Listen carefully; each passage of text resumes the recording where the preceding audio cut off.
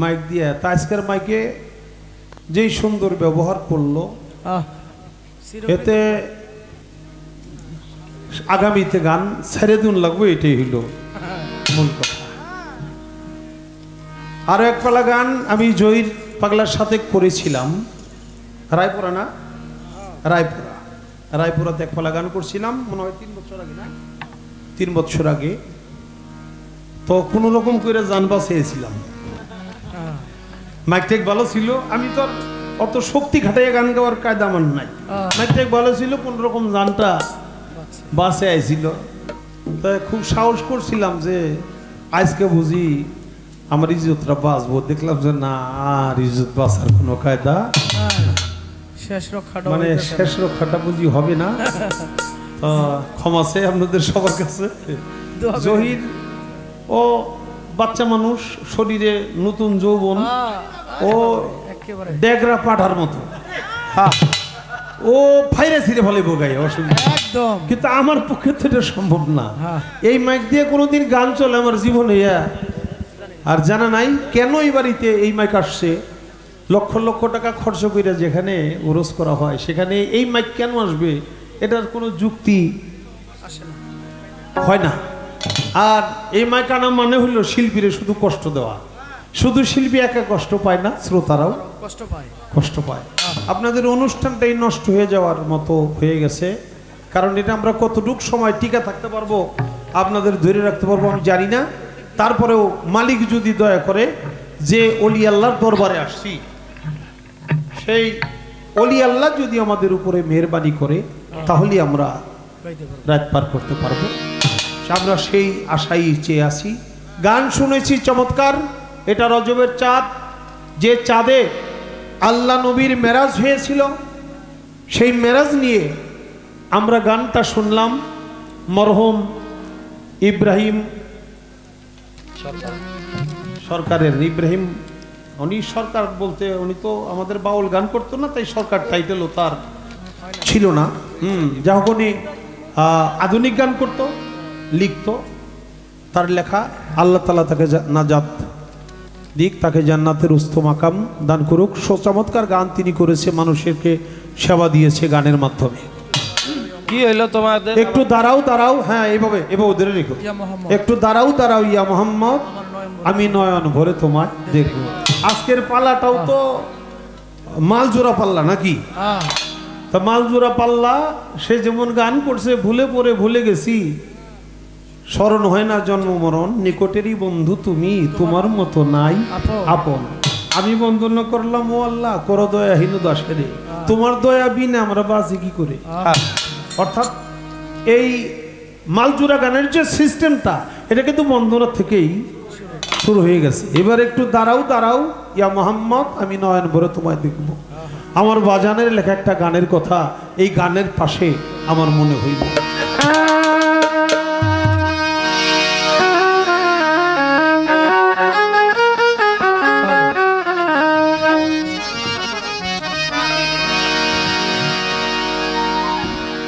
ওরে যে চিনে সে দয়াল নবী, তার আল্লাহ চেনার কোনো দরকার নাই।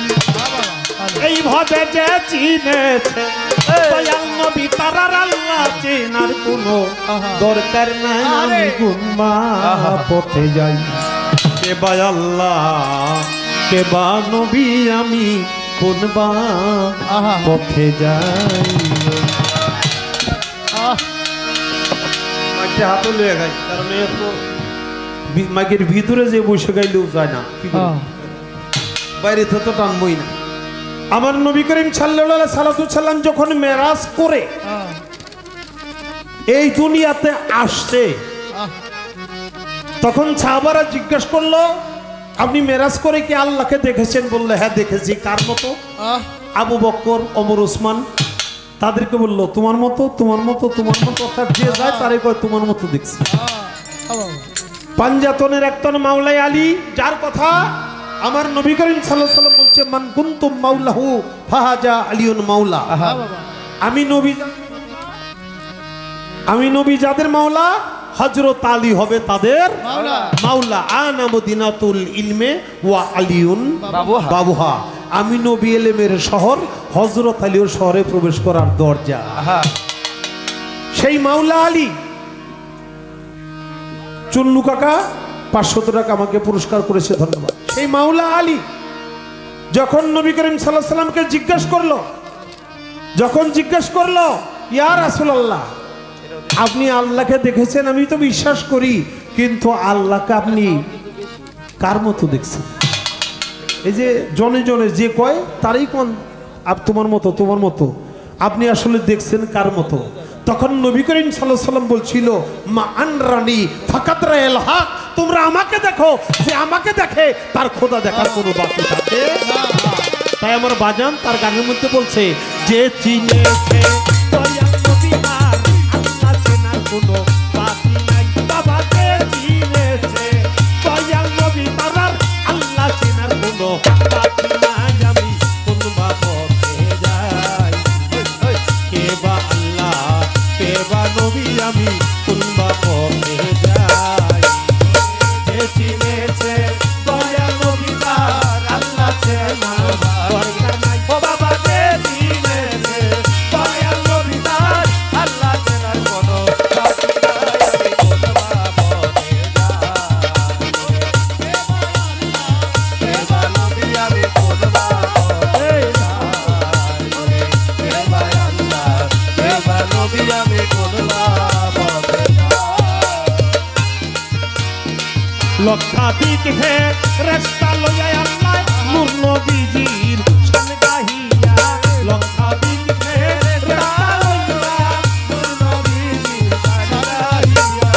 লক্ষাধিক হে রাস্তা লইয়া আল্লাহ নূর নবীজির শান গাহিয়া। আমার আল্লাহ গেছে বেহাল হইয়া, আল্লাহ গেছে ওই আমার আল্লাহ গেছে বেহাল হইয়া। আমি এত প্রমাণ দিলে পাই বলো কোন বাপে যাই, কে বা আল্লাহ কে বা নবী, আমি কোন বাপে যাই। ওরে যে চিনেছে দয়াল নবী তার আল্লাহ চেনার বাকি নাই। ও বাবা যে চিনেছে দয়াল নবী তার আল্লাহ চেনার বাকি নাই। আমি কোন বাপে যাই, ওরে কে বা আল্লাহ কে বা নবী, আমি কোন বাপে যাই, ওরে কে বা আল্লাহ কে বা নবী, আমি কোন বাপে যাই। ও বাবা মেরাজে যায় পয়গম্বরে সিদরাতুল মন তাহা পরে। মেরাজে যায় পয়গম্বরে সিদরাতুল মন তাহার পরে। ও বাবা মেরাজে যায় পয়গম্বরে সিদরাতুল মন তাহা পরে। সপ্তম আসমান আমার নবী হ্যাঁ রে, সপ্তম আসমান আমার নবী হ্যাঁ রে, সপ্তম আসমান আমার নবী হ্যাঁ রে। দেখে সবটা দাইনি বরবাদ খাই বলো কোন বাপে যাই, ওরে কে বা আল্লাহ কে বা নবী, আমি কোন বাপে যাই। ওরে যে চিনেছে দয়াল নবী তার আল্লাহ চেনার বাকি নাই। ওরে যে চিনেছে দয়াল নবী তার আল্লাহ চেনার বাকি নাই। আমি কোন বাপে যাই, ওরে কে বা আল্লাহ কে বা নবী, আমি কোন বাপে যাই, ওরে কে বা আল্লাহ কে বা নবী, আমি কোন বাপে যাই। ও বাবা মাত্র একটা পর্দা বাকি নবী আল্লাহ রে করে টাকা ডাকে। মাত্র একটা পর্দা বাকি আল্লাহ রে করে টাকা ডাকে। মাত্র একটা পর্দা বাকি নবী আল্লাহ রে করে টাকা ডাকি। আমার আল্লাহ কয় দোস্ত এ করো কি, আল্লাহ কয় দোস্ত এ করো কি, আল্লাহ কয় দোস্ত এ করো কি। আমি শেষটা প্রেম ইচ্ছা গাই বলো কোন বাপে যাই, ওরে কে বা আল্লাহ কে বা নবী, আমি কোন বাপে যাই। ওরে যে চিনেছে দয়াল নবী তার আল্লাহ চেনার বাকি নাই। ও বাবা যে চিনেছে দয়াল নবী তার আল্লাহ চেনার বাকি নাই। আমি কোন বাপে যাই, ওরে কে বা আল্লাহ কে বা নবী,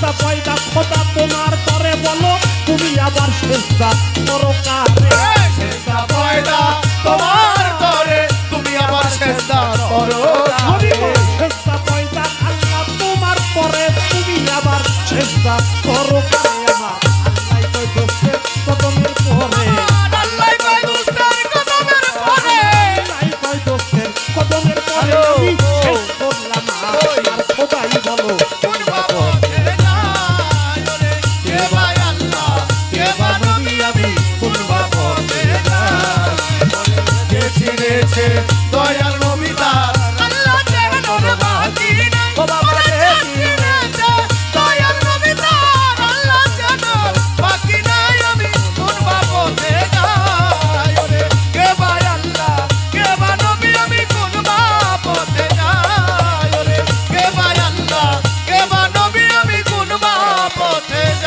বাজার। যাই এখন দুটি কথা বলতে হবে লক্ষাধিক ফেরেশতা লইয়া নূর নবীজির শান গাহিয়া আমার আল্লাহর কাছে বেহাল হইয়া এত প্রমাণ দলিলে পাই সূরা হজাবের 56 নং আয়াতে আল্লাহ তাআলা বলছে ইন্নাল্লাহা ওয়া মালাইকাতাহু ইউসাল্লুনা আলান নবী ইয়া আইয়ুহাল্লাযিনা আমানু সাল্লু আলাইহি ওয়া সাল্লিমু তাসলিমা আহা নিশ্চয় আমি আল্লাহ আমার ফেরেশতা মণ্ডলী লইয়া ইউসাল্লুনা আলান নবী আমার নবীর উপরে সালাম পেশ করি ইয়া আইয়ুহাল্লাযিনা আমানু হে আমার বিশ্বাসী বান্দারা সাল্লু আলাইহি ওয়া সাল্লিমু তাসলিমা তোমরাও আমার নবীর উপরে দরুদ সালাম পেশ করো করো আহা আল্লাহ কোন কাজ করে এমন কথা আমরা জানি না তবে আল্লাহ যার কাজ নাই তার অনেক কাজ আছে কারণ তিনি সৃষ্টিকর্তা তিনি পালনকর্তা একাধারে তিনিই সংহারকর্তা আমাদের রিজিক দাতা নাকি তার কাজের কোনো শেষ নাই নাই তাই বলে আল্লাহ 5 বিঘা পেঁয়াজ ক্ষেত বুনে তাও না ধান বুনে তাও না 20 তলা 100 তলা একটা বিল্ডিং করে তাও না গেলে তার প্রয়োজন পড়ে না আল্লাহ একটা কাজ করে সেটা হলো ফেরেশতা মণ্ডলী লইয়া আমার নবীর উপরে দরুদ সালাম পেশ করে আল্লাহরে যারা বিশ্বাস করে তাদেরকে এই কাজটা করতে বলছে তারপরে বলছে মেরাজে যায় পয়গম্বরে সিদরাতুল মুনতাহা পরে সপ্তম আসমান আমার নবী হেরে দেখে সব জায়গায় নিজের বাদশাহী বাবা মাত্র একটা পর্দা বাকি নবী আল্লাহ কইয়া করে ডাকাডাকি আহা। আল্লাহ কয় দোস্ত এ এ করো কি আমি তো এখন সেজদাতে মোহিত সদাই আমি সেজদায় আছি তুমি ডাকাডাকি করো যে সঙ্গত কারণে নবী কয় সেজদা পয়দা তো আল্লাহ তোমার তরে আহা। তুমি আবার সেজদা করো করে আল্লাহ কয় আমার দোস্তের কদমের পরে আমি শেষ করে দিলাম আমার খোদাই আহা